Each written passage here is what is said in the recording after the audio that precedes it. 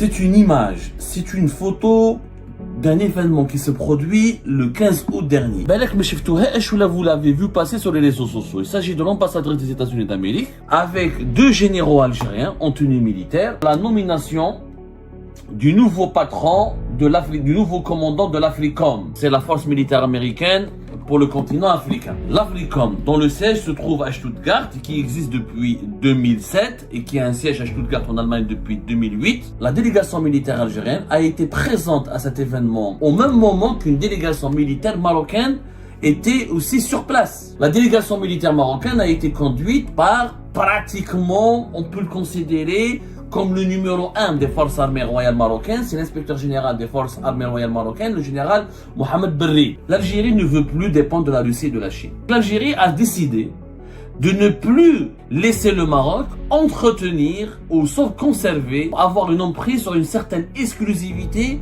dans les bonnes relations avec les États-Unis d'Amérique au Maghreb et en Afrique du Nord. L'Algérie s'est lancée dans une sorte de compétition et de rivalité avec le Maroc dans les relations avec les États-Unis d'Amérique. Pourquoi c'était très important cette année? Parce que cette année, les États-Unis d'Amérique cherchent, dans un futur proche, à délocaliser le siège de l'Africom. Et l'armée américaine voudrait que le siège de l'Africom se trouve en Afrique. C'est une image, c'est une photo d'un événement qui se produit le 15 août dernier et qui est passé inaperçu, qui n'a pas été suffisamment relaté, expliqué par la presse algérienne, par les chroniqueurs de la presse algérienne, par les experts de l'Algérie, de l'actualité algérienne, malheureusement pas très nombreux à cause de la persécution. Voilà, quand il n'y a pas de liberté d'expression, pas de liberté de la presse, on peut même pas faire de l'analyse, même quand il s'agit d'un événement positif pour l'Algérie. C'est cette photo. Vous l'avez vu passer sur les réseaux sociaux. Il s'agit de l'ambassadrice des États-Unis d'Amérique avec deux généraux algériens en tenue militaire dans un événement militaire organisé par l'armée américaine en Allemagne à Stuttgart, le 15 août dernier. Il s'agit de Madame Elisabeth Aubin, donc ambassadrice des États-Unis d'Amérique en Algérie depuis février 2022, qui connaît extrêmement l'Algérie et qui est devenu un acteur politique important en Algérie, je vais vous expliquer pourquoi, en compagnie du général de corps d'armée Mustafa Smaili, plus exactement, Mustafa Smaili, son nom exact, qui est le commandant des forces terrestres algériennes, qui est l'homme 2, le numéro 2 fort de l'armée algérienne ou de l'institution militaire algérienne après Saïd Chengriha, en présence d'un autre de ses collaborateurs, de ses adjoints. Et cette photo historique a été prise à Stuttgart, en Allemagne, où le général de corps d'armée Mustafa Smaili a conduit une délégation algérienne pour assister à la nomination du nouveau patron de l'Afrique, du nouveau commandant de l'Africom. L'Africom, c'est la force militaire américaine pour le continent africain. L'Africom, dont le siège se trouve à Stuttgart, qui existe depuis 2007 et qui a un siège à Stuttgart en Allemagne depuis 2008, c'est le commandement militaire, le commandement des armées des États-Unis d'Amérique pour l'Afrique. Son rôle, il est extrêmement important parce qu'il s'agit de coordonner toutes les opérations militaires en Afrique, sauf l'Égypte qui relève d'un autre commandement militaire des États-Unis d'Amérique. Et il a un rôle important dans la coopération militaire avec les États africains pour la lutte contre le terrorisme, la piraterie et la protection des intérêts stratégiques des États-Unis d'Amérique sur le continent américain. C'est une délégation militaire importante, conduite par le numéro 2 de l'institution militaire algérienne, qui a participé donc à cet événement stratégique, habituellement réservé uniquement aux alliés militaires des États-Unis d'Amérique. Je ne sais pas si l'Algérie a participé auparavant à cet événement. Je n'ai pas d'informations précises là-dessus. Mais c'est la première fois qu'on voit une telle mise en avant des généraux algériens à côté d'une diplomate, de l'ambassadrice des États-Unis d'Amérique, de la représentante officielle des États-Unis d'Amérique en Algérie, sur une base militaire. L'Africom, c'est une base militaire américaine qui est située à Stuttgart en Allemagne, l'une des plus importantes bases militaires à l'étranger. Et l'Africom, elle était dirigée auparavant par le général Michael Langley. Il a été remplacé par un autre général qui s'appelle Anderson. qui s'appelle Anderson. Laissez-moi retrouver son nom exact. Le général Anderson. Le général Anderson, voilà, c'est lui qui va succéder à Michael Langley. Et il y avait une cérémonie d'installation, ou la cérémonie de passation de commande à la tête de l'Africom. Et au cours de la délégation officielle algérienne a participé avec un représentant de très haut niveau. Ce n'est pas un attaché militaire, ou un général de second rang, ou un simple directeur central du ministère de la Défense nationale, ou un représentant de la direction de la coopération internationale au niveau de le ministère de la Défense nationale. Non, c'est le commandant des forces terrestres. C'est un général de corps d'armée. C'est une photo qui en dit long. D'ailleurs, il n'y a pas eu que cette photo, je vais vous montrer. Le général Mustafa Smaili, il a pris cette photo en tenue militaire. Ensuite, il y a eu cette photo très symbolique et importante en tenue civile avec celui qui est devenu donc désormais l'ancien commandant de l'Africom, le général Langley, Michael Langley, qui a été remplacé officiellement par le général Anderson. Il faut savoir que ce n'est plus qu'une image. Cette séquence, je dis bien cette séquence, voilà les échanges entre le nouveau patron de l'Africom et le patron des forces terrestres algériennes. Ah, il est que la photo. C'est un événement stratégique. Pourquoi? Il s'avère que la délégation militaire algérienne a été présente à cet événement lors de la désignation d'un nouveau patron, d'un nouveau commandant, d'un nouveau patron du commandement de l'Africom à Stuttgart, au même moment qu'une délégation militaire marocaine était aussi sur place. La délégation militaire marocaine a été conduite par pratiquement, on peut le considérer comme le numéro 1 des forces armées royales marocaines, c'est l'inspecteur général des forces armées royales marocaines, le général Mohamed Berrid, qui lui aussi était présent le 14 et le 15 août à Stuttgart en Allemagne, à la tête d'une délégation militaire marocaine pour participer à la cérémonie d'installation du nouveau commandant de l'Africom, le général Dagvin Anderson. Voilà, il s'appelle Dagvin Anderson.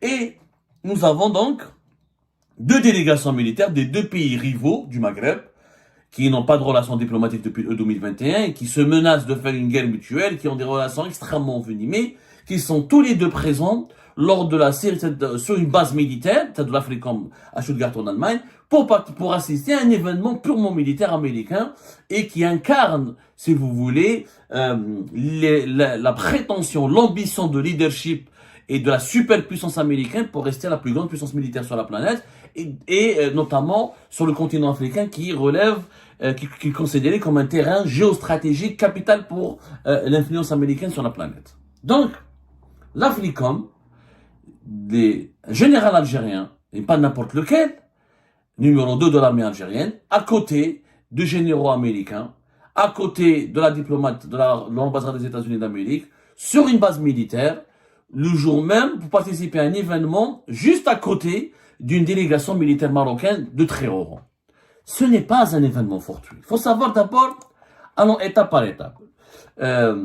Le général de corps d'armée Mustafa Smaili, il est devenu général, il a été promu général de corps d'armée. Il a pratiquement le même rang que Saïd Chengreha, ministre délégué chargé de ministre délégué auprès du ministère de la Défense nationale et comment dirais-je, premier patron, chef d'état-major de l'armée algérienne, de l'armée nationale et populaire.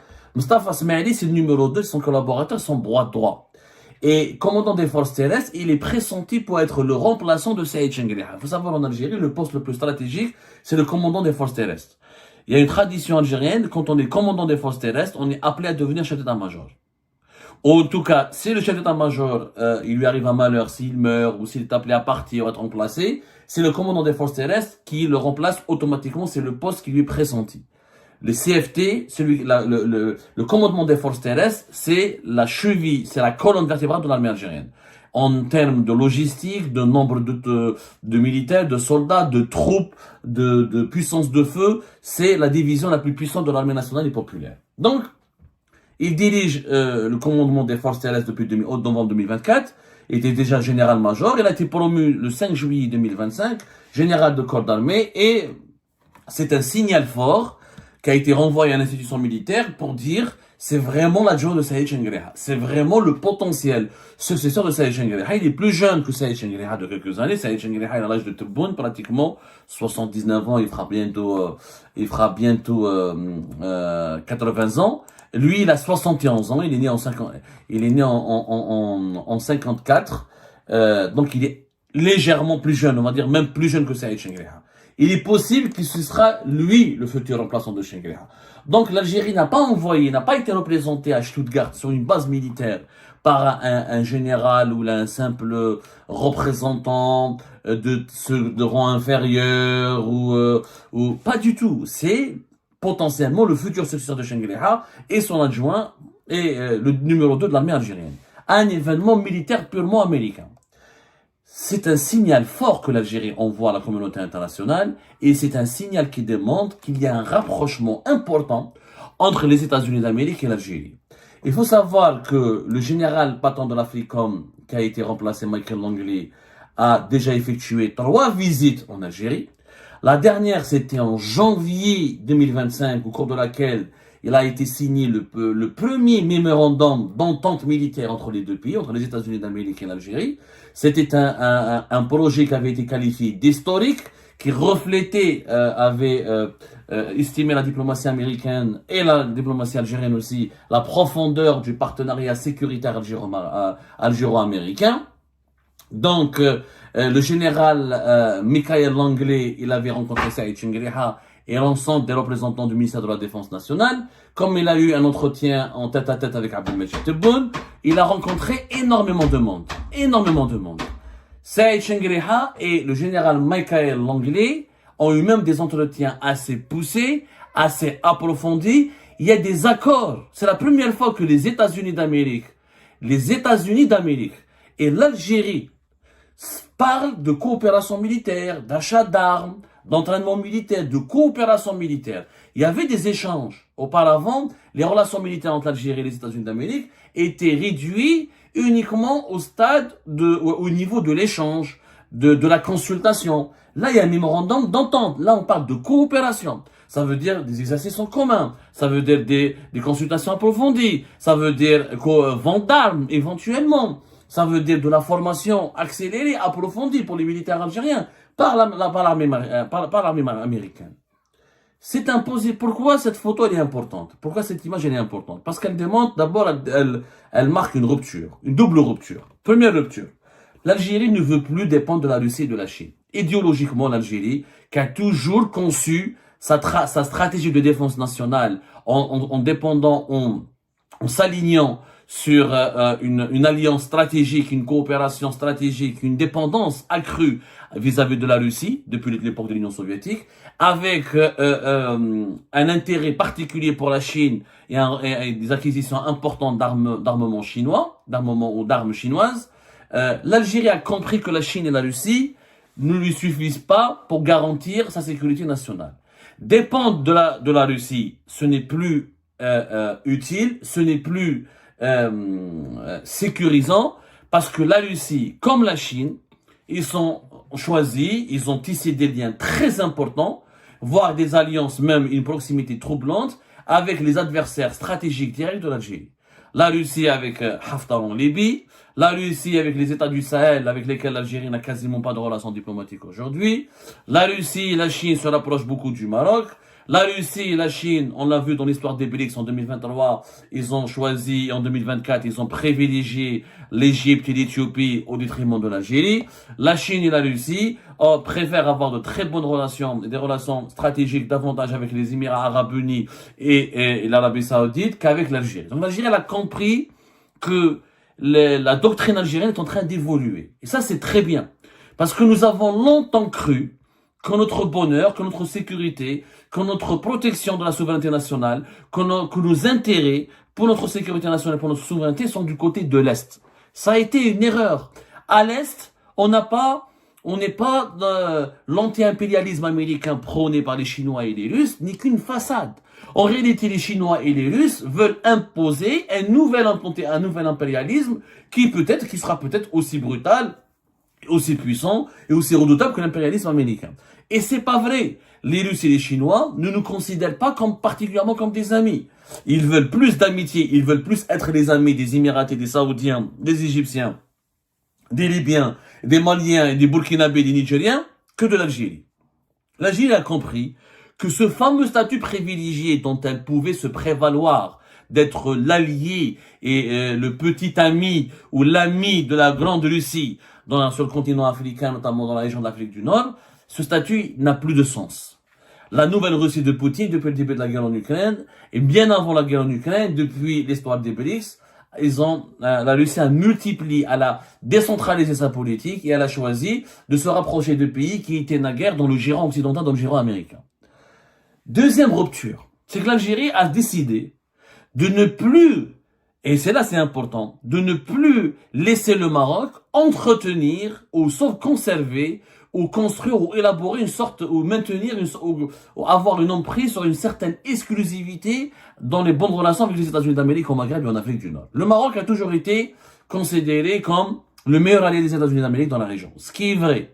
L'Algérie s'est réveillée. Elle a dit, l'Algérie s'est lancée dans une sorte de compétition et de rivalité avec le Maroc dans les relations avec les États-Unis d'Amérique. L'Algérie, elle a aussi beaucoup d'atouts, beaucoup de privilèges, et c'est un pays stratégique qui peut séduire les Américains et qui peut intéresser fortement les Américains. D'ailleurs, la présence au niveau de l'Africom a été extrêmement intelligente de la part des autorités algériennes.